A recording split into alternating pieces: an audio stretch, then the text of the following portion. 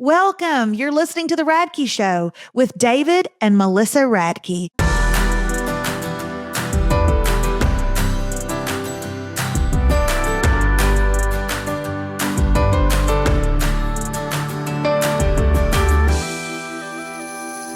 No, all he asked for was Nutella, the Nutella snacks.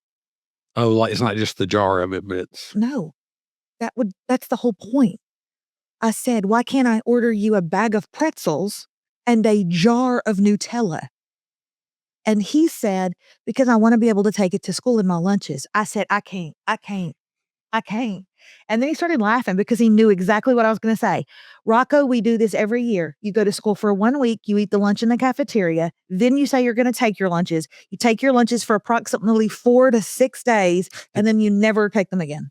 Well, the 4 to 6 days is always depending on how many lunch kits he's had. 100%. And how many he loses. 100%. So when he runs out of lunch kits. And what is the coolest lunch kit? You would think, hi, y'all. You would think that when your child is done with the 4th grade, they quit caring about their lunch kits. David, take it. No. Absolutely not. I can't carry that North Face one. I took it last year. Also, Yeti is what everybody's carrying now. I'm not doing it. I said, no, I'm gonna pack you a brown paper bag. You know what? If you're a good boy, I'll give you one of them plastic Target bags. You can take it in that. God knows we got a ton of them. Well, I'm sorry. Well, now it would be cool if he had one of those old, construction mailboxes. So Stanley. I don't know if that was actually a Stanley lunch kit. Yeah, that would be pretty cool. Actually, if you could. You wouldn't get any one of those? I guarantee you it's only $4,000 on eBay. Here's the thing. It probably used to be like $15. You could find one. You could get one at the old 5 and dime. But now... Oh, with Stanley making way to go, Stanley, making your products perfect. It'd be $300 for the lunch kit. Well, you guys, welcome to the Radke Show with me, Melissa, and David Radke. We've really got some gripping stuff to talk about this week. You think I'm joking, and here's the thing. I don't want you to tune out. When we tell you what we're going to talk about today. What if they tune up? What if they tune in, though, to their heart? Ooh. I think you should tune into what your heart might be saying. David, if you were driving around listening to a podcast with 2 married people that you wanted to emulate in life, and they said, we're going to talk to you about our daughter's rush week, what would you do? I'm good. Thank you, though. I'd be like, I got to find me a true crime. But I think that you'll find rush week is a little bit of true crime and a little bit of pop culture all rolled into one.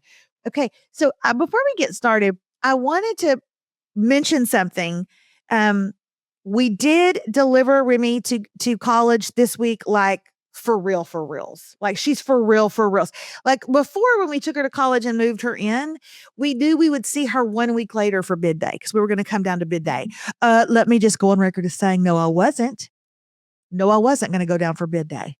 But then one of my besties, Pauline, who is the most beautiful Indian woman you've ever seen, and she knows that I do her voice all the time, said, no, you will for sure need to go to the bid day because what if she needs you as her mom? You will want to be there. And also, you will want to go and take your wallet, and then you will just want to leave your wallet with the house.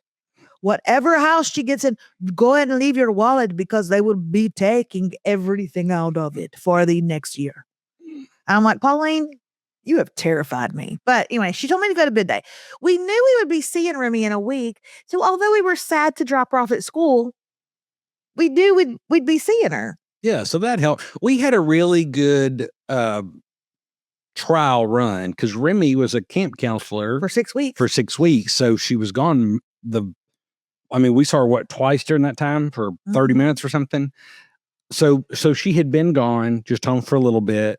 So I think we were kind of starting. So I think that my emotional breakdown was like 6 months ago. Yeah, I've done really well. Like Janet, my best friend, called me this morning and is like, how was it this week? Because after bid day, you really had to leave her. Like you really, really left her. And I was like, Janet, is it possible that I don't love my kids as much as I think I do? Because I haven't cried that much. I mean, I've cried a little bit here and there, but it's not been that. Say you've cried. I have, but I don't know. It's just come out in other ways. Hashtag overeating. Hashtag oversleeping. What are they? Niblets? Not niblets. It's Cocoa Niblets. Cocoa Niblets. We've been watching, we've been in the car for so many hours. We've been watching Brooklyn Nine-Nine. All right. Listen, we want to talk to you guys about Rush.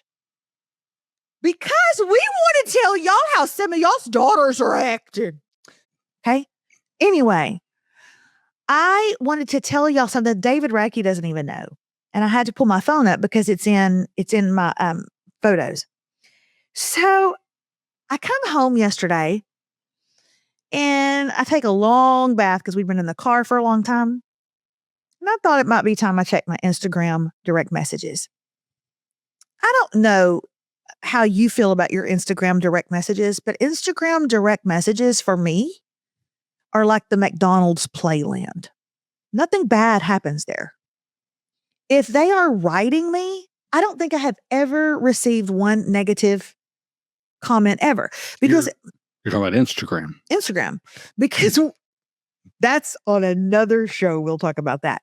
But Instagram, if they direct message you, 99.8% of the time it's because they follow you already. And if they follow you, they like you. So really, Instagram direct messages are for your followers to just be able to say a little bit more, to ask some questions or say, hey girl, I was thinking about you, or I love that recipe you shared. It's the McDonald's playground. It's a Chick-fil-A playground. And it also, there's a lot of negatives to another platform's direct messages. Please don't share what's going on Thursday's episode because we're going to talk about it. The other thing with that other platform, that's also where you get, let me say, the gentleman callers. That's a great story. Tune in on Thursday. We'll tell y'all all about it. Okay, but anyway, I get home last night, I take a bath, and I decide I'm going to check in on my DMs on Instagram. I pull up my DMs, and I'm getting a million of, hey girl, hadn't heard from you this weekend. We know you're moving, you're a bid day for Remy, but hey, how are you? Hope everything's okay. We're praying for you. Just likable comments. And then I get this. Okay. Now, you can't really see this, and a lot of y'all are listening to this podcast anyway, so you wouldn't be able to see it. I'm going to show it to David because it's right here on my phone, but I can't do a zoom in kind of thing. But essentially what has happened here is when you post a story on Instagram, it goes up into a little bubble so that when you open Instagram, there's little bubbles up at the top and you go, oh, Melissa has posted a story. And I posted a story on Saturday about the process of bid day and what that looked like because David and I had never been. Every time a woman looks at a story, there is a little thing at the bottom that says add comment. And when she adds her comment, it will come directly to my messages. Now I know that I have received a message from a woman who is not only a follower of mine, but is watching my stories. Okay? The story that I had posted is in regards to Greek life and us showing up on Saturday morning, getting ready for bid day. And I said in the story something to the effect of, oh, you guys, I've got so much to say. I don't even have the wherewithal to say it. I'm so tired, but you first need to know that David and I we have never gone Greek. I don't even have a single friend that I grew up with that was Greek. So this is also foreign to us. That's what I said in the story. Her replied comment is, this is the dumbest thing ever. And I cannot believe people still do this. Don't you love encouraging people? Okay, we keep going. The next little bubble, a little Instagram story is a post of the screaming of the girls once they've opened up their bid where they're going to be, the chapter that they're going to be in. If you don't know what I'm talking about, go to TikTok. It's everywhere right now. And I said in my story, would you listen to all the screaming? This is like girl power times 1 million. That's all I said. She wrote back, this is dumb. Okay? Don't worry, we're not done. A song comes to mind. The last one I posted, the last story, was a picture of Remy's chapter that she got into, Delta Gamma. It's a picture of their house. And they've got these balloon arches everywhere, and it's all the girls out in the front yard, and they're hugging each other, or you can see them over at the side. They're taking pictures with their mom and dad. Or what It's are they just doing? a joy. They're making the anchor. It's just a joyous occasion. And I said, this is what I said. She found her people. And that is what sorority is. It's finding them. It's coming home to them. It's doing life with them. If we were made for community, then sisterhood simply helps you find it. To which she replied, but you're paying for your people, and they are obnoxious and exclusionary and wasteful. I'm sorry, but this is just over the top gross. Sounds like she's done a lot of And intelligent research about sorority. And I had to reply to her, and I didn't know what to reply because Jesus lives in me, and I know that, and he knows that, and we know that. I didn't know she knew that. So I replied with this. Now, you and I both know that if paying for friends actually worked, you should have at least one by now. And then I got upset with myself for posting that. So I gave myself a couple of minutes and I went back in. I didn't remove it. I just simply added to it. Also, show me you're not in a sorority without showing me you're not in a ... Well, you get the rest. Now, David, was I Jesus? Probably not. He probably would have handled it a little differently to given her some fresh water from a well or something. You tried 2 or 3 times. I tried many times. You tried 2 or 3 times. So listen, I can get if people don't understand, because until very recently, I didn't understand at all. I'm gonna tell you, I'm still pretty unsure. And I would even say like this time last year, number one, it wasn't even on your radar really that. Yeah. But I would have said, she'll never do that. She won't do that. Number one, I didn't think she would want to, and I didn't think we'd say, right. Yeah, that's a good idea. But man, and I can only really talk about the University of Arkansas. Right. So maybe other schools are different, maybe other schools are bad. But the University of Arkansas be doing it right. They do it extremely well at an extremely high level. The National Panhellenic Council, which is just another word for the Greek Life Council. All of the fraternities, all the sororities, they've been the number one Greek life campus for 2 years in a row. Yeah. They do it really well. It's a very drawn out, thorough process. It really, for those that are interested, it really finds a fit for the vast majority of the girls, like 95% of the girls. I wanted to use this example. David and I were having dinner a week or so ago with our very best friends. And we were discussing something that I had read recently online about people who had been hurt by the church. And there are no doubt so many stories of people who have been hurt by the church, especially in regards to the evangelical church. Now, that is where David and I find ourselves proudly, is we are part of the evangelical church, and we love our church and feel like it is the hope for the world, really, the local church. But we were sitting with our best friends and we were discussing it. And I said, I find myself, this is what I said to our best friends, and David was sitting there. I find myself getting upset when I read all of the comments about people that were hurt by the church, not because I don't believe them. I do. And I hate it for them. And I'm angry for them. And I want to hold them and try to make it better. What I get angry about is that nobody comes out in defense of the good things the church has done. And our best friend said, but that is the case everywhere you go. You will always hear the loudest voices will always be heard. And you will always hear the 600 that were hurt, but not the 4 million that were saved, which is a shame. He added, which is a shame. But really, that can be said of almost anything. That can be said of Wendy's. We're going to hear about the 12 people who found, a bug in their food, in their fries, but we're not going to hear about the 80 million who had a great experience. We're going to hear about the few who went to Chick-fil-A and felt like they were racist or whatever was said about Chick-fil-A like 5 years ago, but you're not going to hear from the millions of people who have had a great experience there. That's just the case for everything. And so, even in this Greek process, I found that to be true. You are going to read about the drunks, and you're going to read about the rapes, and you're going to read about the terrible manners, and you're going to read about the obscene behavior, but you're not going to hear about the 50 million positive experiences. I want to give you an example. That day on bid day, when thousands and thousands and thousands of girls showed up to find out what chapter they were going to be a part of, parents come and they watch. And David and I found a place to sit on this grassy slope underneath what we were hoping was going to be shade, but was not.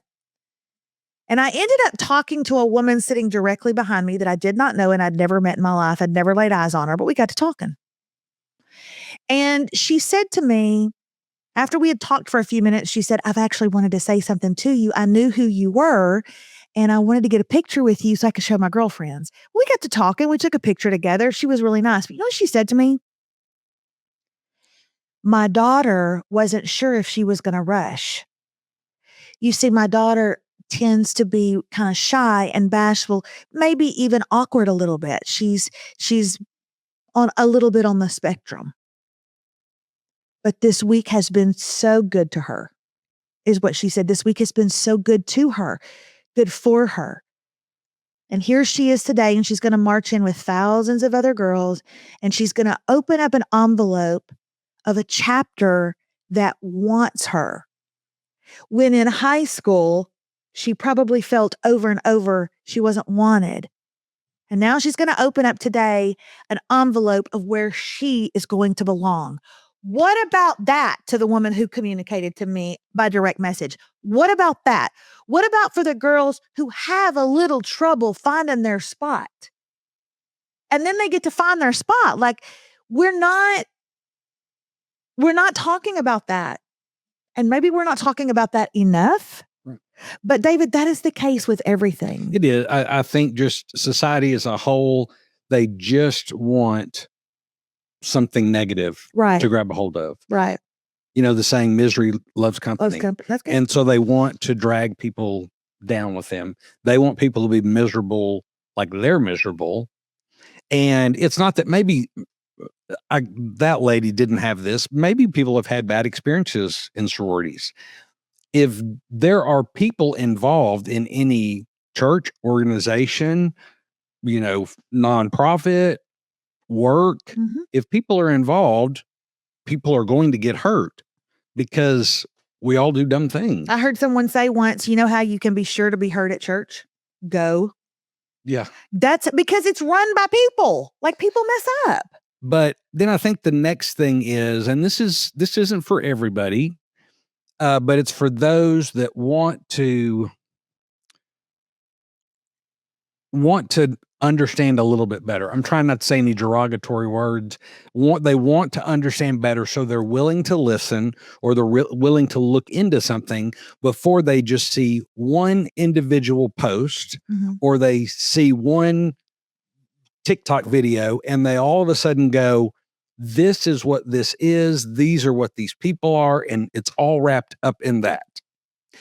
And it's just so sad because it's disheartening. Yeah, because we do that with a lot of things in our lives. We're, you know, this got brought up because of the sorority stuff, but the millions and millions of dollars that are given to just dozens of different amazing charitable organizations. Right. Oh, don't even get us started. Thousands, probably tens of thousands of volunteer hours that are giving.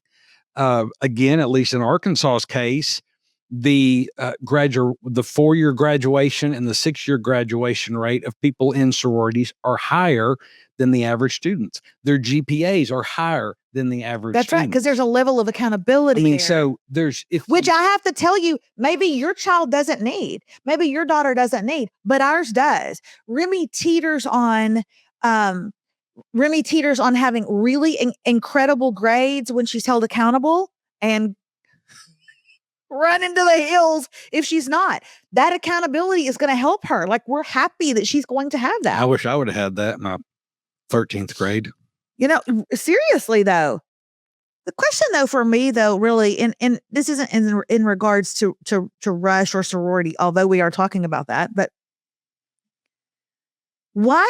if the squeaky wheel gets the oil, I think is what, not how it always went. Or the grease. The grease, squeaky wheel gets the grease. What about those of us in regards to the church, in regards to a million different things that we could be talking about right now? Why aren't we speaking up? Why aren't we speaking up and doing better at that? Does that just bother me or does it bother you too? No, it does. It's frustrating because it's difficult. It's not only difficult to do it, but it's difficult to get heard. Because why? Because you're not being squeaky. And so it's hard to break through the noise. David, that is so good. It's hard to break through the noise when you're not doing, but David, you're doing that. You run a higher risk of being canceled when you're not squeaky than when you are. Have you noticed that? Say it one more time. You run a higher risk, I believe, of being canceled in cancel culture. So someone says they had a terrible, absolutely horrific event happen to them at a church.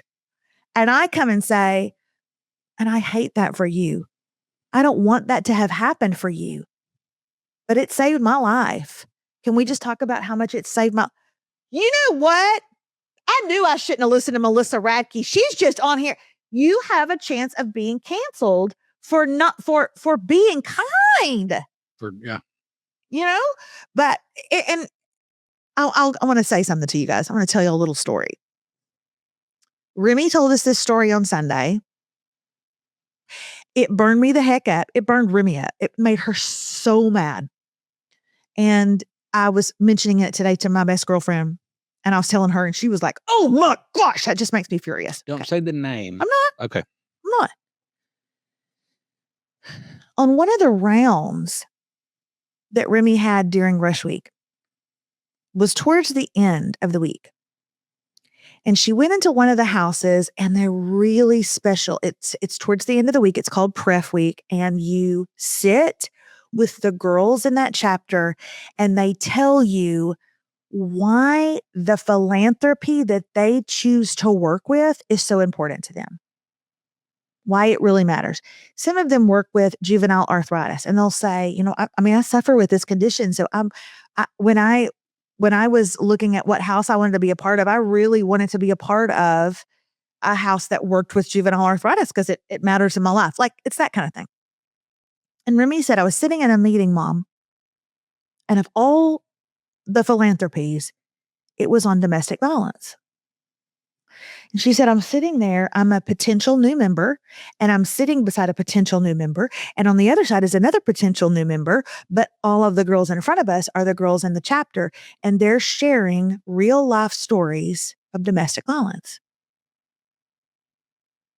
And one of them says, well, it's my turn to share. And I just wanted to share that domestic violence, it was important to me to be a part of something that stood up against domestic violence because I grew up in a home where domestic violence was very prevalent. And I began to think that equaled love.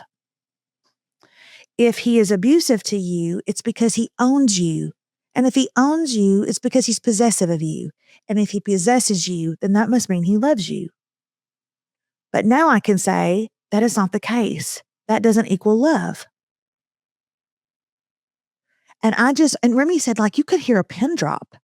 And Remy goes, and Mom, I'm not even an emotional person. And I just got like my eyes filled with tears. And the girl walked over to these potential new members, and she handed them a heart and a pen. And she said, what does love equal to you? Because it doesn't equal possessiveness. It doesn't equal pain. What does love mean to you? Why don't you write it down? And she said, this girl over here wrote down something really sweet. And Remy wrote down feeling valued. And I said, that's good, Remy. She goes, yeah, if you love me, you'll make me feel valued. I said, that's a great one. She goes, but Mom, you know what the girl on this side wrote? She wrote, love is any other chapter than this one. Any other sorority than this one. That's love. In other words,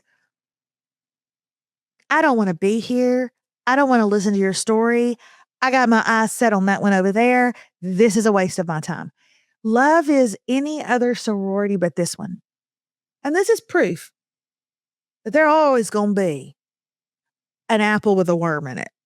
Okay, there's always going to be a bad seed in the bunch. That's somebody's child. I said, give me her name. I'm going to find her mama. And Remy's like, I don't know her name. To be perfectly honest with you, Mother, I've never wanted to know anyone's name less. I mean, I literally walked out of that house going, God, if this is the house that you have for me, please don't let it be the house for her, because I don't want to spend the next 4 years with that. You know what I'm saying? But like, that just absolutely breaks my heart, because that is one story that we heard. But I heard more stories like the mom behind me. My daughter has trouble making friends, and this week has been so good to her. This week has been so great for her. I heard that over and over and over and over. And all the stories of lifelong friends. Yeah. We've had all these people say, oh, they were all my bridesmaids. Uh-huh. We were having dinner with a couple, and he was in a fraternity, and he said, oh, there were 5 or 6 of us that are still very close. We vacation every year. We go on a vacation every year. Uh-huh. So, you know, it just, yeah, just look for the, you know, I'm not saying be naive. I'm not saying, that's right. But look for the good in people, in situations, and goodness, just. And what if by any chance you find it? Yeah. And imagine if you gave somebody the mercy or grace or benefit of the doubt that you want when you stub your toe or when you do something that you shouldn't. That's right. So anyway, we got a little heavy. We're going to take a quick break. We'll be right back, and we will pump it up. I don't know if we're going to hold our hands up like that. That embarrasses our children when we do that. We'll be right back after this. The Radke Show is being brought to you today by Melissa's new book, Chicken Fried Women: Friendship, Kinship, and the Women Who Made Us This Way. This book is a love letter to the Southern women who raised Melissa, scolded Melissa, and taught her how to make gossip sound like a prayer request. It's her most hilarious book yet, and it's available right now wherever books are sold. All right, back to the show. I'm going to tell y'all what. What? I don't know where you go and watch your bid day. I don't know where you've been watching it. But unless it's an SEC school, let me try. Unless it's an SEC school, you've been watching it wrong. I posted up pictures and everything the other day, and a woman wrote to me and she said, I went to 4 years in Mizzou, and now I'm wondering she's like, I'm 50, so I can't really go back and change anything. But I'm starting to question where I went to college, because it is nothing like. Okay, I do want to correct you. Now, 50 years ago, Mizzou wasn't in the SEC, but Mizzou is in the SEC now. So, well, she's 50, so I'm thinking I know. She's okay. David, honestly, I kept expecting Taylor Swift to come out. I thought that's why everybody was so excited. When the girls first walked in, the first group of girls that walked in, they were all dressed in pink polka dots and they had on pearls. And I thought to myself, they're going to lead us in a prayer. And then the second group of girls walked out and they had on short skirts and disco tops. And I realized they probably weren't going to lead us in a prayer. But I'm not kidding you. That arena filled up with so many girls. And there was a DJ playing at the front, and he would play a song like he would play, I got a feeling. That tonight's gonna be, hey, when we do songs, let's do them like the center. I've got a feeling that tonight's going to be a good. Tonight's going to be a really, really good time. And people would be like, they'd be bumping and grinding a little bit. But they put on. And I said, Romeo, take me. I don't want to. That place went crazy, and every single girl was singing the songs, and grandmas were singing the songs. It was unreal. It was a different level. There was a certain level for a couple of country songs. Yeah, some Luke Bryan. Probably a Luke Bryan, maybe a Morgan Wallen. That got pretty loud. Then one got pretty loud. The Pink Pony Club. What's her name? No, what have you done? Yeah, you're a pink pony girl. So that was big.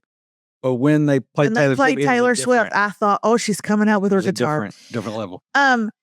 Now, Remy, in case you've ever been on TikTok and you see this video right here, 5, 4, 3, 2, 1, and then the girls open up their envelope and then they go. So that's what bid day is, and that's where they figure out what chapter they got into, what sorority house they got into, and it was just such a girl power moment. I thought it was precious. That said, the mom beside me, her name was Jennifer, and she lives in the Woodlands. We'd never met, but now we're really close. She said to me, Melissa, because her daughter was doing it too, but she has older kids that also go to Arkansas. She said, Melissa, you're going to love this so much. You're going to be here every year. Even though she's not bidding, she'll still be a part of this, and you're going to want to come every single year. Jen, I'm going to stop you right there. I'm not only not going to go every year, I'm probably not even going to remember it next year. Okay? And I'm going to tell you why. It's because of the heat. Now, they've got a basketball coliseum with air conditioning. David explained that to me. I saw a girl pass flat out on the cement. There were several of them. A fireman gave a cup of water to her best friend. The best friend chunked it on her face while yelling, Zeta for life! Zeta for life! Now, why are they not having this in an air-conditioned place, David? I don't understand it. How many does the Coliseum hold? Because I'm going to start a petition. You of Arc ain't never even seen me coming. Well, part of it is there's the tradition that it's in the Greek theater. When people start dying, David. You don't think the Greeks died back in the day? Were they running with the bulls? Did the Greeks run with the bulls? No. They did. I think they did. I'm pretty sure they did. No, I think that's Pamplona. Pamplona. Were the Greeks the Greeks were the what's that? The Russell Crowe in the movie, the gladiators. Were they gladiators? Yeah, they did have some of that. They had some of that. That was Romans, I think. The Roman Coliseum. Anyway, what's it matter? Why won't they put us in a stadium? Well, that's the big theater. It's the Greek theater. It's an outdoor theater that is the Greek theater. I'm just going to tell you what.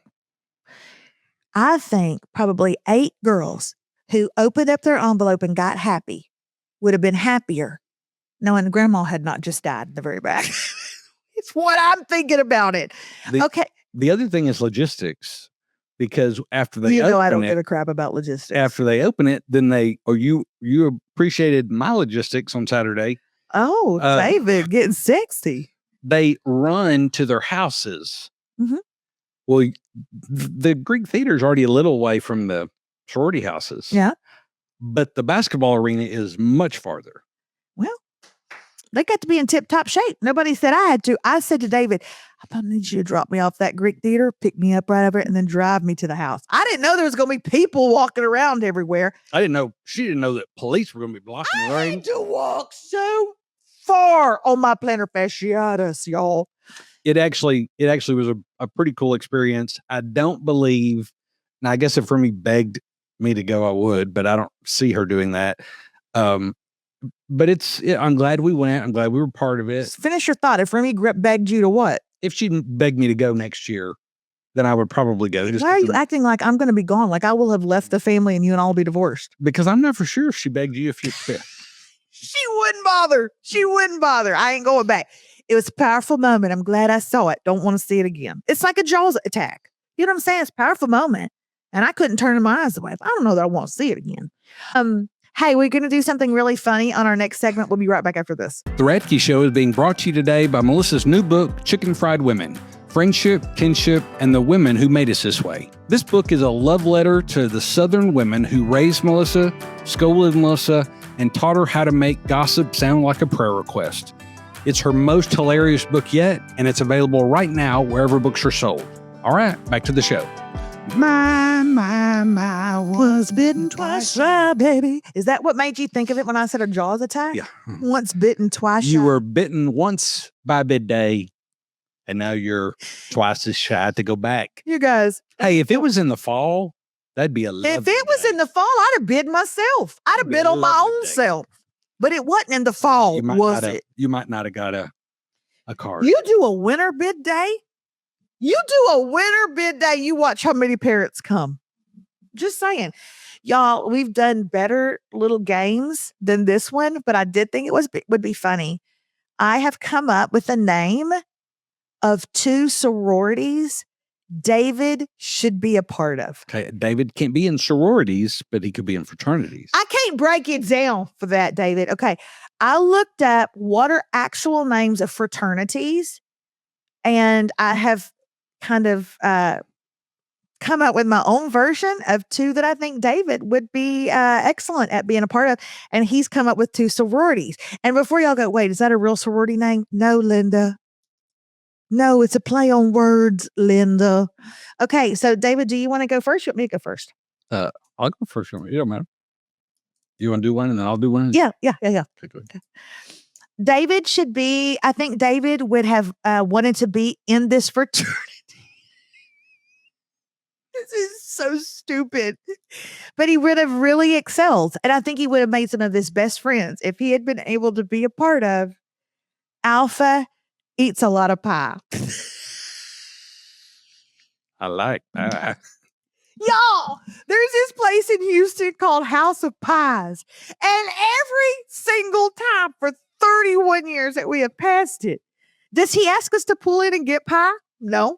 Does he say, we should eat there? So, no. He just goes, I really like pie. And he's not being funny at all. He brings her, hey, look at that. Look at there. I really like pie. We have been in there once or twice, and I've had the French silk, and it's really and it is good. David would be he would be so good at Alpha Eats a Lot of Pie. Okay. I think you're gonna be mean to me. This actually is actually a chapter. That's a sorority? It is. Okay. Yeah, and you know a couple of people in it. Sigma lay around a lotta.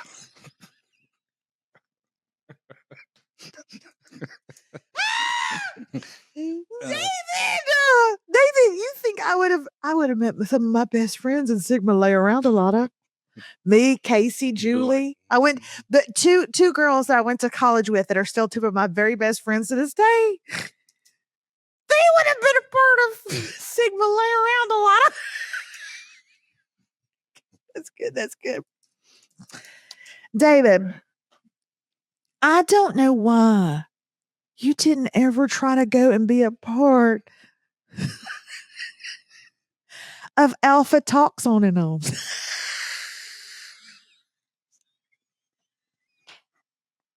I think you could have been chapter president. You could have been chapter president of Alpha Talks On and On. I like the fact that both of mine are alpha. So like you are an alpha male, baby. Okay. So this one, I almost feel like I should spell it, but the first part of it is when you first read it, you think it says a chi, like there's chi omega is a big one. Okay. But in this particular spelling, the C is silent. So it's chi maintenance. Okay. Now that's good. Maintenance. David, I'm going to give you a high five. That's good. That's good. Oh, my word. Y'all, we've had fun today talking about this. Sorry if we got a little heavy. No, I'm not. No, I'm not sorry. He's not heavy. He's my brother. David. We've had a great time with y'all today. Make sure to watch, listen, subscribe, tell your friends about it, tell your mama about it, and tell your sisterhood about it. We just love doing this every week for you guys. We hope you enjoyed it as much as we did. Alpha out. I gotta go. Alpha Talks On and On. It's got something to tell me. Thanks for listening to this episode of The Radke Show. We're going to end now so that you can go and love on your people. Till next time.